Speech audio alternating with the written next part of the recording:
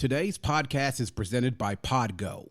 Podgo is the easiest way for you to monetize your podcast, providing podcasters with a flat rate for ad space so you always know how much you get when you include an ad from Podgo. I recently joined as a member, and you can too.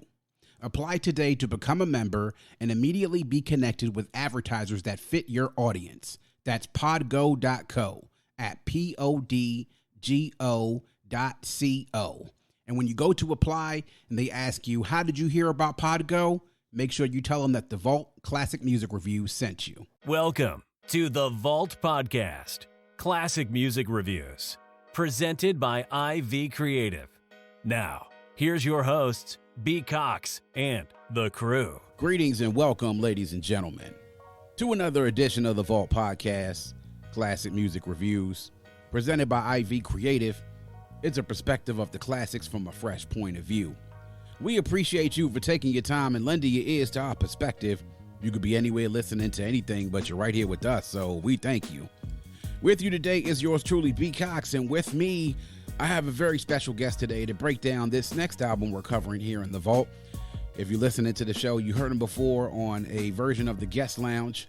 He is a owner of Urban Science Media, also the creator of Playerz of the South, hip-hop's #1 scripted podcast, and as of this year, also the host and creator, producer of one of the most innovative shows I've come across in quite some time, and it is called Food Dope. Food Dope Podcast. It is a podcast started this year, and it's all based around interviewing people in the food space, particularly chefs and also restaurateurs and foodies. What they do is they take an intersection of classic hip hop and the culinary arts, and they draw parallels between the two. It's a very, very good idea and really dope, and I hope that you go check that out.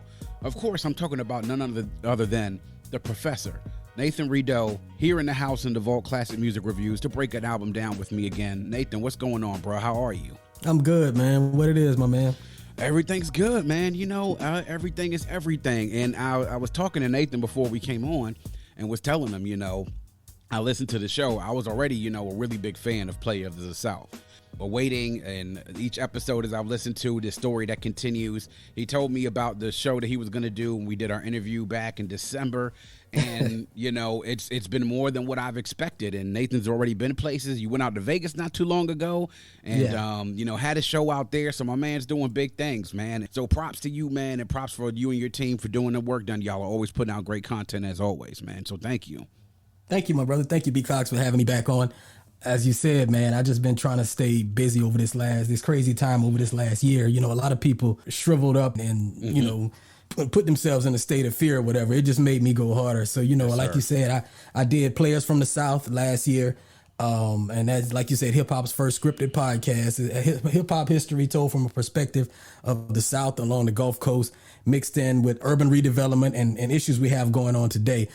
We did 5 episodes of that, and each episode is named after a classic hip hop song from the South. Yeah. Song or album, particular theme. I finished that up, and then, like I told you when I was on the show, I think it was in December, I was getting ready to start Food Dope, and I'll be damned if I did, and it's going real well, man. Got a good reception, and I figured, you know, in hip hop, everybody has a story to tell. Like, you have yours, I have mine. Yeah. And I wanted to talk to some chefs. I like to hear the come up story. Yeah. And I want to hear what they were listening to at a particular time in their life while they were coming up and what drives them. Yeah. So that was the whole driving force behind Food Dope. Yeah. And the intersectionality between food and music.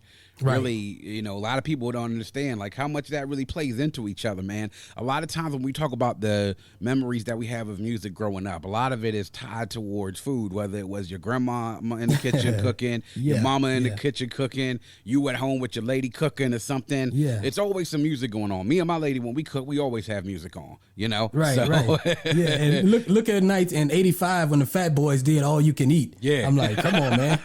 Yes, you know what I'm talking about? I love it. Yes, sir. I love it. Yeah. So, and you talk about it, man. You talk about your story, and part of that today is the album we're going to do today. And of course, as you always know here on The Vault, our saying is #open the vault, #nothing but the classics of MBTC. And the big reason why I have you on here today is by the album that we're covering here today. Just celebrating 25 years in the game since it's been released. And specifically, I wanted to talk to you about this because of where you're from, your history, and your knowledge. So I could think of no better album to bring on to talk about than now the album that we're talking about, everyone. We're going to go down to New Orleans, go down to Louisiana, where Nathan's from, and go back to one of the pioneers, entrepreneurs, really moguls when you talk about rap moguls, and then being entertainment mogul, really overall the model of what people wanted to be when it came to being a hip-hop entrepreneur that spanned into so many things bigger than what he ever could imagine. And we're talking about the 5th studio album by none other than Master P, the Ice Cream Man. Yes, and sir. Released April 16th, 1996. 25 years, and of course on No Limit Records. Not too long after getting the Priority deal, which assisted them in what they were doing. But this was a No Limit show. This was P's record label, his baby, that he birthed from New Orleans, brought to California, then brought back down to New Orleans. And you can tell that listening to this album. So the particulars about this album, we'll run through them. As we said, April 16th, 1996, recorded between 95 and 96. An ambitious album, 78 minutes and 18 seconds. And 19 tracks. Producers on here, executive produced by none other than Beats by the Pound. Yes, sir. The architects of the No Limit sound that carried them through their independent days, through mainstream success, and things that they produce now still resonate through people in New Orleans, all through the Third Coast, all the way up to both coasts and worldwide, which is what helped make Master P and also made No Limit a worldwide phenomenon by their success. Also, other producers on here, K-Lou and DJ Daryl. But 19 tracks on here, Nathan. The guest spots on here, of course, you know them. Mia X, Silk the Shocker, Moby Dick. Guest appearances by Bun B and Pimp C and UGK. And it's interesting that this happens because they happen to release one of the pivotal Southern classic albums in Riding Dirty in 96 as well. And also Mr. Servon and Trey 8 and Skullduggery all made up this guest appearances of this album that came out in 1996. Now, 3 singles from this album: Mr. Ice Cream Man, which came out 2 weeks before the album released; Bout It Part 2. And a lot of people don't know there are different parts about it. People have heard different versions, and the one on this album is probably not the one that many people are familiar with. But this is Bout It Part 2, and then No More Tears, which was also released later on in 1997. Nathan, man, Ice Cream Man. And so this is really the album that really put, I think, people in New Orleans knew about P, and then as he made his travels out to Richmond, California, people knew about P. Folks would know about P throughout the South and into the Southwest and the Texas and New Orleans, and those who knew him knew about him and knew his music. This was his 5th album, but this was really the album that put him and No Limit on the map, because this is really the first time that anybody outside of that, really those areas and in the South, heard about P. So you're my expert. I go to you when it comes to things like this because you were around. You're a veteran. You've been around, like you said, you in our interview, you grew up with hip hop. This is your hometown, your home state, your area. You specialize. So give us people an idea of when this album came out, you know, what you were doing, what you thought about it when you first heard the album, and your lasting impressions. Now, I know that you may have heard from P plenty before this came out, but this was, you know, the one that sort of got him out and spread out across the coast and then worldwide, where people heard from him for the first time, possibly. Exactly. And man, let me tell you, let me just to set the scene how it was. Now I was in Atlanta in 96 by that time. So I had been away from New Orleans for 5 years. And when I moved to Atlanta, I picked up more of what was going on here. We had more of an East Coast centric type of hip hop thing, because there was no independent label, farm system going on around this area. So I was more listening to, I think I told you before, more East Coast type thing. So I think when the album came out in April, I didn't know about it. All I knew was like 95, 94, 95. We used to see in the Source magazine, the full page ads for No Limit Records. Yeah. The funny album covers, like the Yes. 99 Ways to Die album cover. And we used to laugh at, and we just because the artwork and everything and who they were affiliated with, we could tell it was Bay Area. It was independent. It was Bay Area related. So, and that we used to laugh at it. So I think fast forward a year later, I think I'm watching Rap City, summer of 96, man. And that Ice Cream Man video came on. Yeah. And as soon as I saw it, I started seeing places on the video that I related to, that I knew exactly where they were filming, where he was driving the Lexus and everything, man. And that just hit me like, oh shit, he from back home. Yeah. And it just got me to a point where I started paying more attention. Yeah. And then that summer also, man, it just hit, as you said earlier, what Suave House was doing, No Limit was doing, and then UGK was doing, man. It was the South that started to get regular rotation to where the whole top 8 at 8 could be nothing but the South. Yeah. So it was a magic. Mystical had blown up by this time, before his No Limit day. And so it was a magical time, man. But at that 96, when I first saw it on Rap City, that just, put a bug in my ear that, oh, this cat's from home. So I'm gonna start paying more attention. Yeah. And to set the scene, I went home that summer and I was grown by this time. So like I said, it had been 5 years. I was a teenager last time I was there. So we were still kids. So by the time I went back, man, it was hot summer of 96. Oh yeah. And dudes who that I knew were kids when I left, shit was grown and shooters now and getting shot. And, wow. and the music was fitting the time that, that all that Southern, that Gulf Coast shit at the time, man, that UGK murder, all that was fitting what was going on at the time. Yeah. So it kind of showed me, all this music is hip hop, but it's different. It's a soundtrack of what's going on down here. Yeah. And that's why they talk more reality shit in the Deep South than, they didn't talk a lot of metaphors like they did in East Coast Flow and everything. They talked a lot of real life street shit. Yeah. So, and I think this album is pivotal because it set the stage for what was going on at the time. Yeah. Yeah, man. It's crazy because, there's a bit of an age gap between us, and so I was 14 in 96 when this came out. I wasn't really checking for P.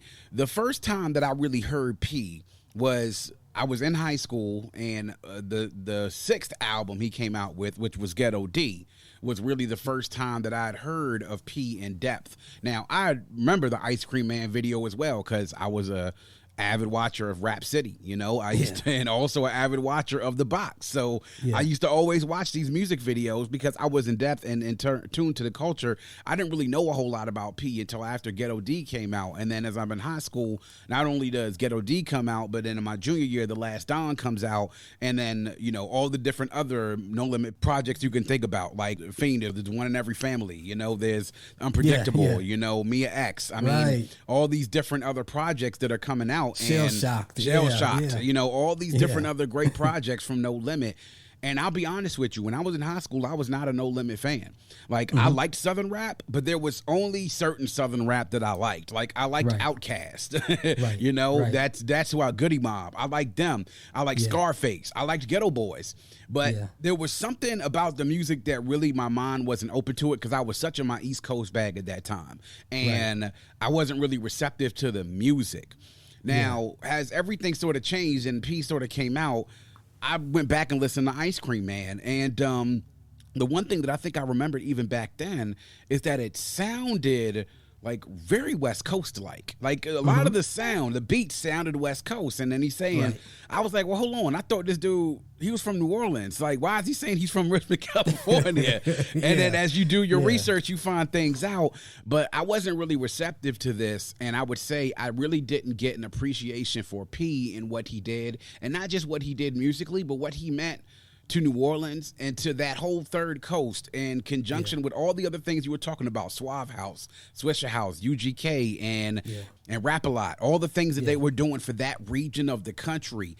And then when I saw what he did as a businessman, it was like, all right, well, this just kind of makes sense. And you hear it on this album, him talking about some black owned. This is black owned. No, like, brothers out here making 15% on gold and platinum records. I'm making everything. I own it. I'm getting all the guap, everything. It's all mine. I grew more of an appreciation for P, and not just necessarily like you said, the rap was different. It wasn't like, metaphorical and similes and super lyrical, like, like, but it wasn't meant for that. Cause like you said, when I finally got around to appreciating it, and it's a soundtrack for where you're from. What the music he was making reflected his environment at where he was at the time.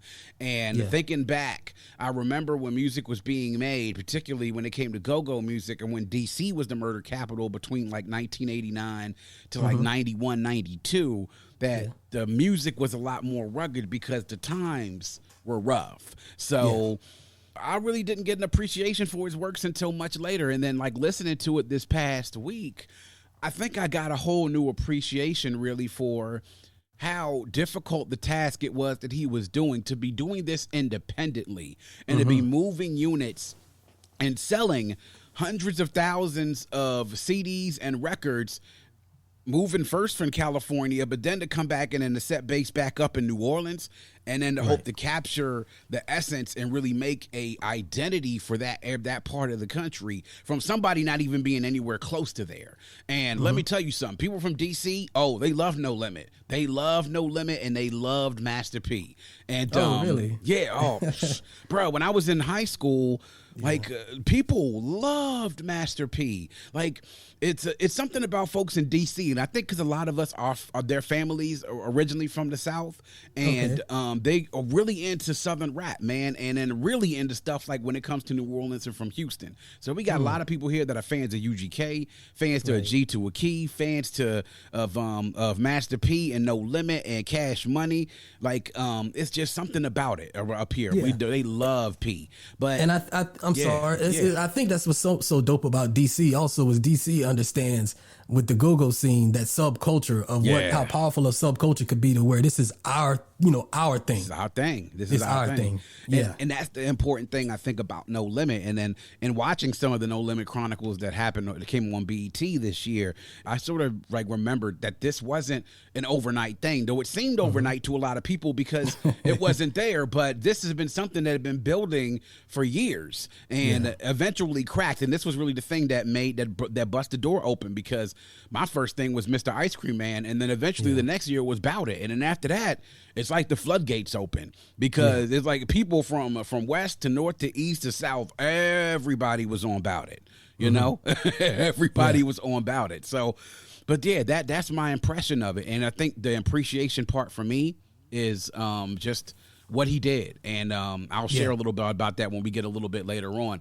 But we're going to get into the meat of the album. So let's get into your highlights, man. Tell me, 19 tracks. Actually, it's close to 20. It's 78 minutes, so it's long. And a lot of projects back then were long, but just give me like a few of your tracks, your highlights, man. Like, what are your highlights on this album? And if you have any lowlights, what are your lowlights as well?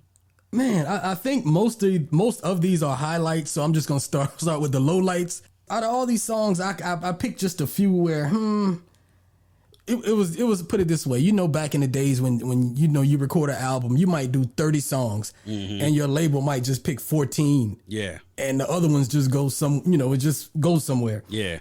I think with No Limit, when with P, the formula was whatever we make, we just gonna put everything out. Yeah. Because I heard Mystical say that the formula was P wanted 20 or more songs on your album. One of them had to be about your dead homies, and one of them had to be one of your mom, about your mama. Pray for your baby. Yeah, one of them type. Yeah. So he wanted to give the consumer, give them what they paid for. Yeah. So I have Killer P. Killer P is one that I could have did without. Okay, got it. Okay. I guess it was toward the end of the album. It was Killer P, and right after Things Ain't What They Used to Be. Yeah.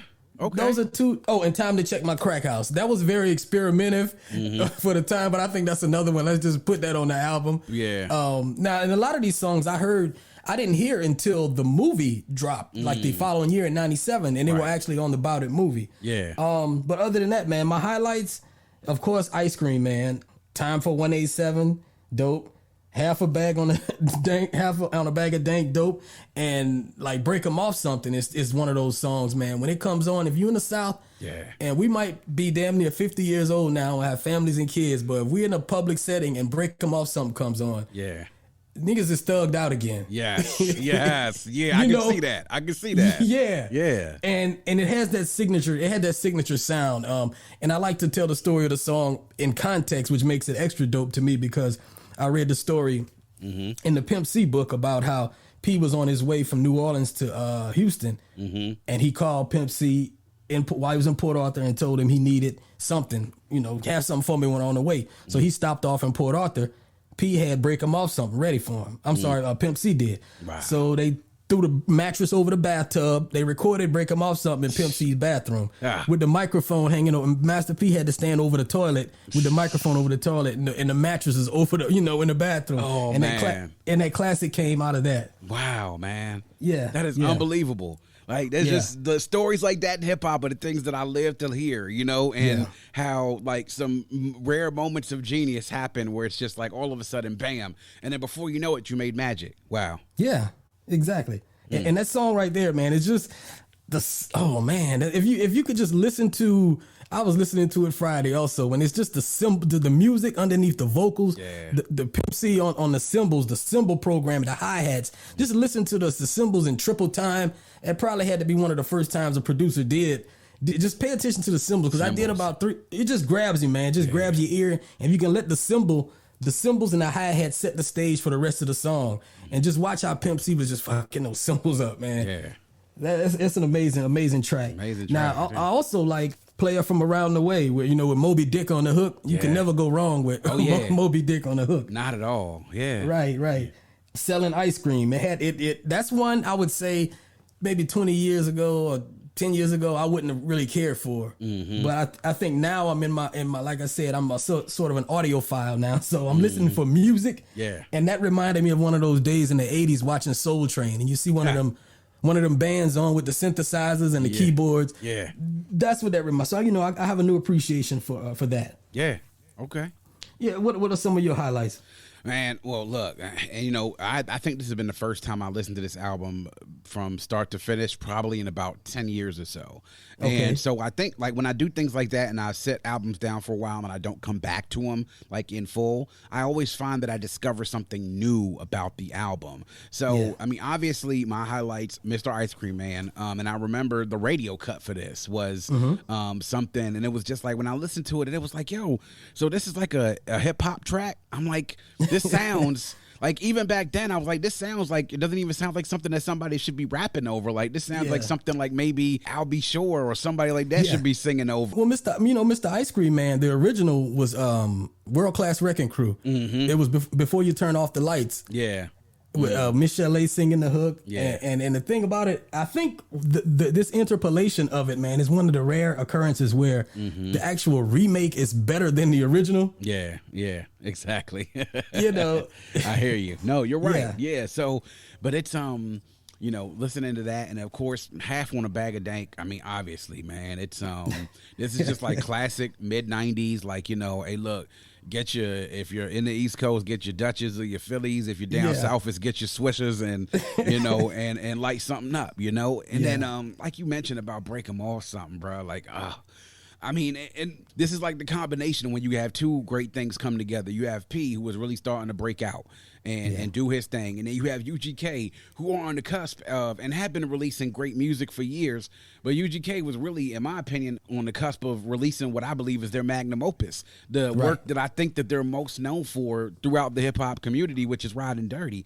And then that story you just told me about, it just takes the mythology of the song to a whole nother level, because that's just something that's just like, literally, like you said, bam, magic is created. You can't go wrong with something like Pimp C and Bun B on the track together, but then when you throw P on there, you got the makers of something special, and that's what you have. Again, another one for me, Player from Around the Way and Selling Ice Cream, both with Moby Dick on the hook. Both of those kind of really had that, West, especially Selling Ice Cream, had that West Coast feel to it, which is one of the highlights to me for the album, is the fact that this incorporation, you got this sort of original ideas that Beats by the Pound sort of has, and then you have this West Coast influence from P's days, obviously out in California. And California. So everything sort of, merges together. The first time I heard Mia X on the track was about it, and so that's always and forever. But whatever version about it that I hear will always be a highlight for me. I liked Watch These Hoes, man, with Silk and Mr. Servon and Moby. I really like that, man. I love the hook. A lot of these hooks that Moby does, they fit, and he's not an exceptional vocalist, but it's always like I tell people, man, like, it's sort of like that effect that you get with Nate Dogg when he sings hooks, and you get just the right amount of whether it's soul or the harmonizing that you need to do to be able to make it work. You know, I actually love the last track, My Ghetto Heroes, because I think the message of that, man, just speaking about that, when you talk about, you know, kids, when you come up in a certain age, like, you know, we have certain people that we look up to. For some of us, that may be our OGs that we grow up in the hood with. And some of us, it may be, you know, your corner store uncle, like I like to call them. And so that kind of struck home with me. I actually kind of like Things Ain't What They Used to Be.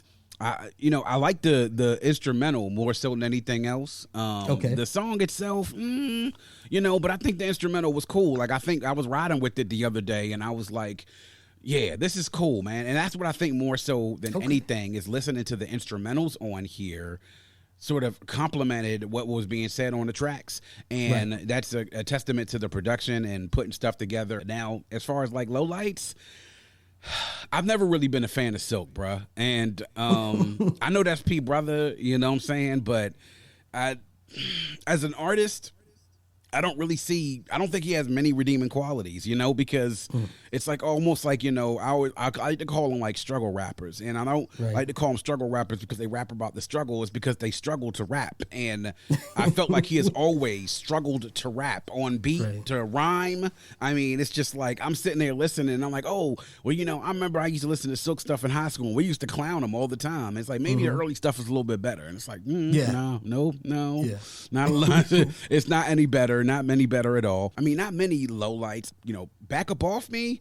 I mean, I could have maybe done without. I think if you would have, like you said, P wanted the 20 songs on there, man. But I think if you take those 20 songs down to about, let's say 16, maybe 15, I think what you have right there is something absolutely phenomenal, because at that point, you're going into the point where it's like, okay, we're in no skip territory right now. Yeah, you know? Exactly. We're in no skip territory. So those are my highlights and my lowlights, you know, as we put them down. I'm glad you did mention My Ghetto Heroes. I forgot that.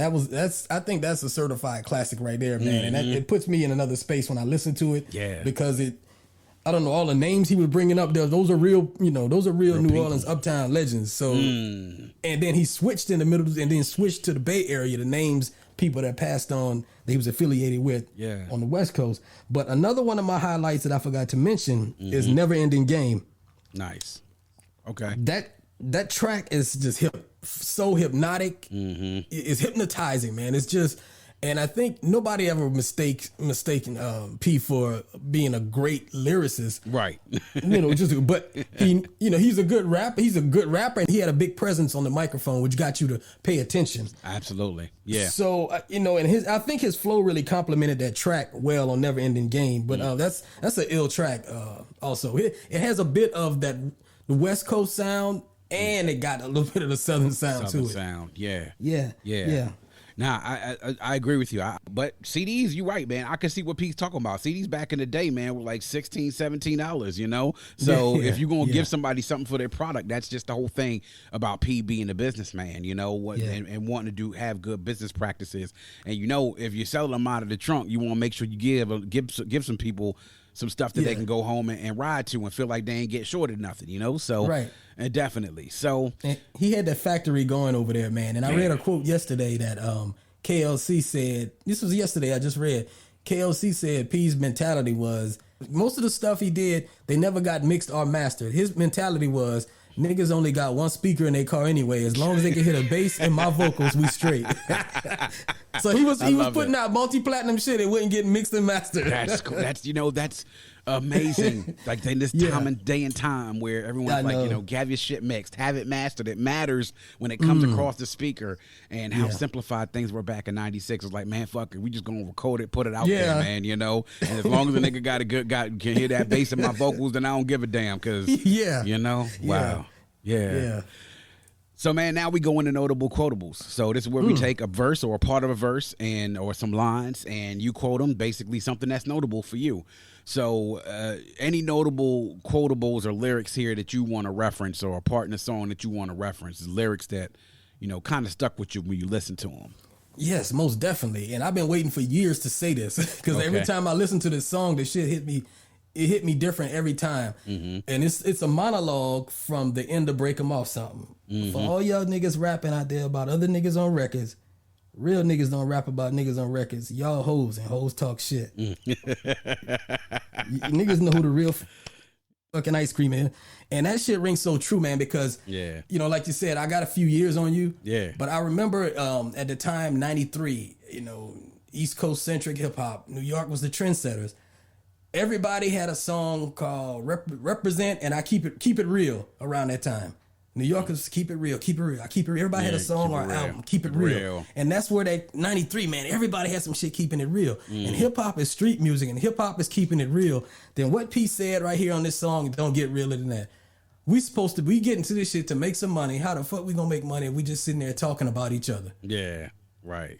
You know, so that shit rings true. And even what I'm doing today, not music, but even in podcasting in the media world, I salute people like you, all other curators of this culture who keep this shit alive. Indeed, man. You know, and it's like, why dudes? It was just on a different level now, man. Dudes talking down to other dudes, worry about what dudes got in their pocket. Yeah. I mean, man, this ideology, what Pete said right here, this was basic principles, man. Exactly. Basic. Yeah, exactly. We wasting time talking about other men. We supposed to be on our shit right now. Yeah, and you know that Pete was a real one for that. And during the intro, he mentioned something else, like, you know, niggas is out here doing all this type of shit. Like, you got niggas beefing East Coast, West Coast, niggas beefing with each other.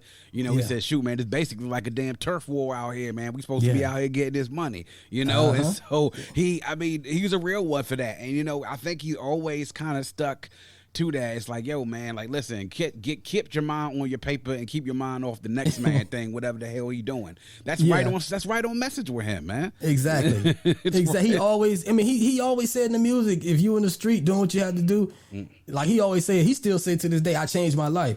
He always said, get your paper, get what you're gonna do, and get out. He was giving basic, and why people was, and that's exactly what he did with the music game, treated it like the dope game. He got in there, had a formula, got his money, and got out. When he got out, you still had our people saying, oh, P is irrelevant. You know, in the early 2000s up until, you know, while Romeo was growing up, he's irrelevant. You know, he's this, he's that. No Limit fell off. I'm like, no, he told you exactly what he said he was going to do. Exactly, man. You know? Exactly. And a dude like P, you got to understand, is like when you deal with somebody who's a hustler who becomes a businessman, they see things in different terms than other people do. It wasn't a long game, but it was more so of a short game about anything else. Like, all right, I'm gonna make sure I'm gonna win. I'm gonna make sure not only that my people win. And I like listening to those No Limit Chronicles and talking about some, yo, look, when you get signed to No Limit, you do something off the top. This is what you getting, you know. And he took care of his people, and that's really what it, you know, really what it was about. And to him, it was like, look, let's win. Once I know that I'm out. But then, you know, I'm gonna make sure that I'm gonna set myself up straight, because I came from the streets and I know exactly how this game is supposed to be played. It ain't no different than a dope game, you know? So he's a real one for that, man. I think that authenticity, and to be honest with not just the game, but then honest with yourself, is really what's lacking a lot now, you know? Right. So my notable quotable, not surprisingly, comes from Pimp C. During Break 'Em Off something. And I mean, so, you know, and Pimp C says, of course, let me set the shit straight. Let me lay down the rules. If a bitch is talking shit, then that bitch gonna snooze. Pimp C, bitch. Now, what the fuck you said? AK hit the wall, tore the stuffing out the fucking bed. I mean, you know? Oh, man. And I mean, so it's just, you know, look, I would love that somebody could come up with a damn book full of notable quotables just from Chad himself. Just from Chad himself, man. And he was really, without a shadow of a doubt, and that's how I know, like, you know, a dude like P and a dude like Pimp C could fuck with each other, because they were almost two of the same type niggas. Like, you know what I'm saying? I've done listened to tons of Pimp C interviews and heard him talk. He's one of the realest dudes that I've ever heard in my life when it comes to like that, like not just the game, but life in general, man. And he really was a rare breed. So, you know, it really was a rare breed. And I was just telling my son. Yeah, I'm so sorry. I was just telling my son like a couple of weeks ago about the three individuals that's probably hit as far as hip hop concerned because of their subject matter. They weren't afraid to be vulnerable and tell you exactly what they put on paper was what they were feeling at that minute, and that was Chad, Tupac, and DMX, and that's why people love those three as much as they did, because the stuff that you might want to say and you can't say, they're saying it for you. Yeah, absolutely. Yeah. Chad let you know, man. It's a lot of the same shit that Pete was saying. Like, Chad Chad say tomorrow I got court. I ain't gonna go. Yeah. And he left it at that. Tomorrow I got court. I ain't gonna go. That's it. Yeah, man. So yeah, but that's and I sort of talk about. I was reading this interview, man, and P said, that when he talks about his albums, he was like, he's had albums that has, sold money. I mean, Ghetto D sold $750,000 in the first week in '97. Last Dawn sold multi-platinum album. He's had so many different other records that have gone and sold platinum and gold and multi-platinum albums, and he put a lot of people on. But in an interview that he did with HipHopDX with the 20th anniversary of Ice Cream Man, he said this is the most important one. And he said, reason being is that, man, he said, if it wasn't for this, you wouldn't be no Ghetto D, wouldn't be no Last Don. It probably wouldn't be no limit for what the hell people know No Limit to be looking back after all these years. He said, you wouldn't have no damn drill, you wouldn't have no damn trap. None of that shit would exist without this shit. You know what I'm saying? I sat back and I thought, and I was like, you know what? He is absolutely right. Because this went platinum. This was a platinum selling album, and which was a big deal back then for you to be an independent label to go platinum. And to be able to call the shots really was a rarity. But he just said this was important. He said, like, man, wouldn't be no Ghetto D, no Last Dawn, no Limit. He's like, shit, wouldn't be no trap music or none of the other stuff that people talking. He was like, without this, because this is the most important one. So what are your feelings on him basically saying that? Like, what are your thoughts? Well, I think that's what's the most impressive thing about why I'm such, I want to say a fan of P, is more, not so, of course, for the music, and yes, but I think me being where I'm from is the symbology of what he represented and who he was. Because, everything you just said, man, like when Ghetto D hit 3.5 million, I just read the other day that No Limit had an office inside of Priority, who was their distributor. Yeah. But once Ghetto D hit 3.5 million, you had people quitting Priority to work for No Limit, who was in the same office. Which, how crazy is that? I mean, No Limit pretty much took over the Priority's office and was telling Priority what to do. Which, that shit was just crazy. And for a dude to be, down where I'm from, and to see the kind of shit was going on, to see where I am in North Atlanta in '97, how the street, they had a fake promoter promoted a fake show. All the No Limit soldiers, all the No Limit gonna be on, in one venue, and it wasn't far from my house. So shit, every thug nigga from Metro Atlanta was up on 20 inches up on my side of town, man, riding back and forth. And it was a bogus promotion, but still, just to see who came out for it, man, it was crazy. Yeah, just cuz.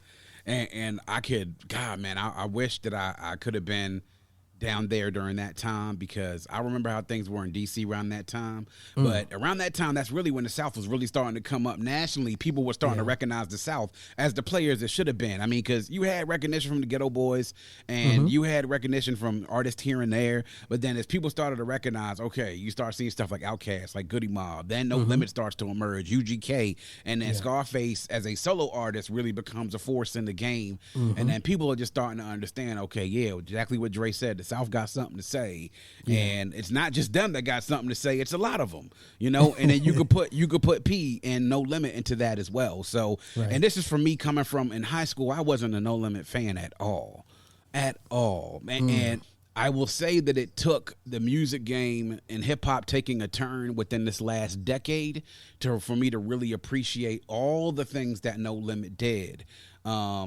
Because now, to me, hell, I'll listen to that before I listen to any of this, So you know what's also, I mean, it got to be, you'd have to be there to understand. What's the population of? I know how big DC is. What's the population? It's about 600,000. 600,000 people now. Yeah. New Orleans at the time, man, maybe 500,000 people, and that's the city proper. Yeah. You know, when you expand to the suburbs, it was probably 1.2 million at the time. Okay. But the city was maybe 500,000, and most of that talent came from one neighborhood, from uptown from Third Ward. You know, you had Lil Wayne from Holly Grove in the 17th, but Third Ward, all those projects, the UPT, Magnolia, the Callio, and right there in the middle, you had the Melphamine. It's like, man, you had to see how close all this stuff is to realize all that talent at that one time came from that one neighborhood. Yeah. And they brought so much money to the city. They brought too much commerce, the industry, especially when they had the headquarters in Baton Rouge. And like I think I said on your last show, it's a damn shame that they weren't ready to see a black man with that much money and influence in Louisiana at that time. Yeah, that's... Oh, man, goodness. What a time, man. What a time. Yeah. And those are the type of things that when we talk about hip-hop history, it's important that we dig back into the origins of it. But now, as we get further along, this is hip-hop history. This is like, you could talk about P literally running around that Gulf Coast and making an empire out of stuff, going to the West Coast, coming back to New Orleans, and really planting a flag that, shoot, by the time 98 came around, they were one of the 2 or 3 biggest labels in rap, you know, and nobody was probably selling more money, making more money than now. Exactly. You know, exactly. Yeah. Not Diddy, you know, not even Jay-Z and Rockefeller and Dame and Rockefeller, you know, no, these are the people. P was probably out there making more money than all of them, you know, so it's just amazing. And this really was the start of it. Ice Cream Man. So now we get to the last part of it, the final test, the test to see, you know, what kind of classic is it? You know, is it a borderline, is it a certified classic, borderline classic, classic just in its time, or not a classic at all? And then, of course, as we do here, we have a classic rating from 7 to 10, 7 meaning that you don't feel as strongly about it, 10 that you feel as strongly about it. Tell me what kind of classic it is and then what kind of rating. So, Nathan, what say you about Ice Cream Man and its status? Man, I would have to classify this as a underground classic. Mm-hmm. Okay. For the simple fact that it's definitely not mainstream album. Mm-hmm. It takes a certain type of individual to it, like, you know, like we spoke of, to appreciate what's going on here and what it meant at that time. Yeah. You know, this was a certain time where you had to have a major label pretty much promoting the hell out of you to go platinum. And if you went platinum at the time, that means you had a sing-songy type hook that crossed over, you know, your single crossed over, you know, stuff like that. So to say this was 100% street shit is underground classic, bro. And, you know, I got to give this without a shadow of a doubt. You know, I feel strongly about this, and, you know, can't be convinced otherwise. I hear you. So I think I'm going to go the same ways. I think overall, in the broad scheme of the industry, I would say this is definitely a borderline classic, but it's definitely, without a shadow of a doubt, a Southern hip-hop and underground classic. And this is what I like to refer to as a foundational album. Like, I like to talk about the Southern hip-hop foundational albums. There's like a group of these, and you could probably add to these the ones I'm about to give you. When you talk about Outkast, Southern Playalistic, Cadillac Music, you talk about Goody Mob, Soul Food, you talk about Two Live Crew, Bad as They Want to Be, As We Want to Be, Scarface, The Diary. Actually, you could throw in Mr. Scarface's Back and The Diary. You could talk about UGK, Riding Dirty. We just talked about that. This is sort of like one of those foundational Southern hip-hop albums where you talk about the influence, really. Not just in the quality of music, but the influence. When I talk about these foundational albums, this really went to not only just to the identity of the place, but it really start to shape the culture where it's a seismic shift that opens up the dams wherever they are. And I think any one of those albums could be considered as one of those albums when I talk about foundational albums. And that's what I think it is. And so on that scale, as an underground and Southern hip-hop classic, I give it a 10 out of 10. And for me, I can appreciate it because, again, what P meant to the culture, not just in New Orleans and not just in the South, but he did it his way. Very rarely do we get to see a black man that honestly being able to run something independently and be able to get money for him and his people and then not be able to sacrifice any of his integrity or quality over it as well. Because how many times do we have people that do that in the game, man? Now we have people that are, you see Diddy, he a billionaire. You know, Jay-Z's a billionaire. Dr. Dre, almost a billionaire. You're seeing that, man. But P was getting the money and he was getting damn near all of it. And, then he took that and he flipped it just like Dope. And then he took it into something else and he flipped it. And then when he realized it was done, it was like, all right, you know what? My work is done here. My work is done here. So we both think it's a classic, definitely Southern classic, underground hip hop classic, street classic, hood classic, whatever kind of classic you want to term it as to describe what it means to the game. That's what we think it is, man. So definitely Master P's Ice Cream Man, 25 years ago, just this week. Y'all make sure y'all go check it out, man. Listen to it. Go watch some of those old videos. Pull them up on YouTube, man. And also make sure you listen to P and his reaction about this. He did an interview on Sway about 5 years ago to talk about the 20-year anniversary of Ice Cream Man.